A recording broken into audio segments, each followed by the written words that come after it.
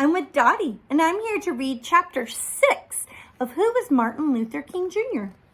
Freedom Riders.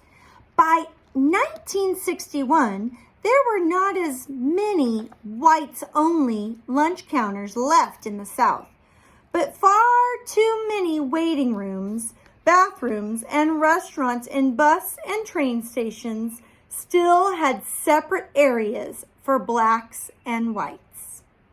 It didn't matter that the court said this was illegal. Martin Luther King Jr. spoke to President Kennedy, but the president did not take quick action to fix the situation. There's a picture.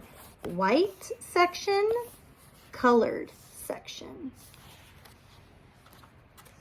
On May 4th, 1961, a group of students boarded two buses in Washington, D.C. They were traveling to the South. At some of the rest stops, the black students sat in the whites-only waiting rooms. Again, they were staging peaceful protests. In Anniston, Alabama, the tires of one of the buses were shot out. A bomb was thrown in the window of the other bus. As the frightened riders ran out of the bus, they were attacked. The trip was over. But the students did not give up. More groups rode buses from the north to the south.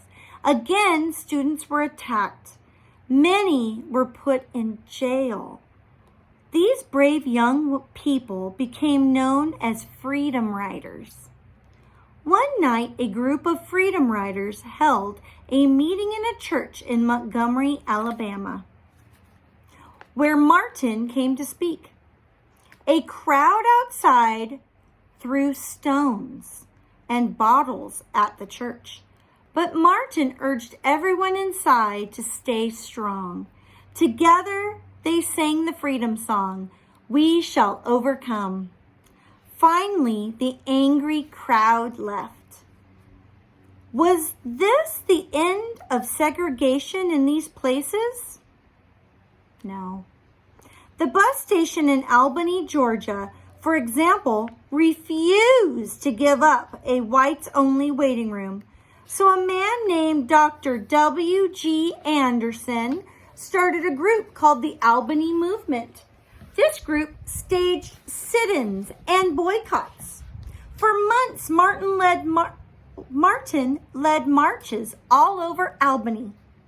Once again, Martin was put in jail. Martin wanted to serve his sentence of 45 days.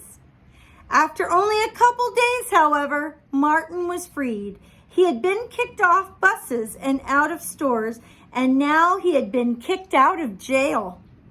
Yet, after all the marches, the more time in jail, Martin and the rest of the leaders of the Albany movement were faced with defeat.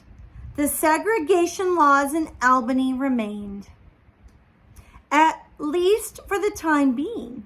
While some people might have given up, Martin looked at the setback as a beginning. His fight would continue.